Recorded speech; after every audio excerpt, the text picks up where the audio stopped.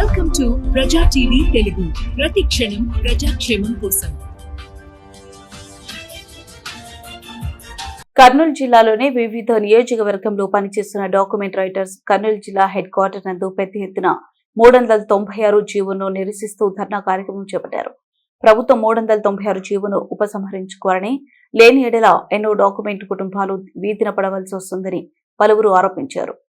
లేని ఎడల జిల్లా మొత్తం ప్రజా సంఘాలతో కలుపుకొని దశల వారీగా కార్యక్రమాలు చేపట్టవలసి వస్తుందని డాక్యుమెంట్స్ రైటర్ సంఘం జిల్లా నాయకులు హెచ్చరించారు.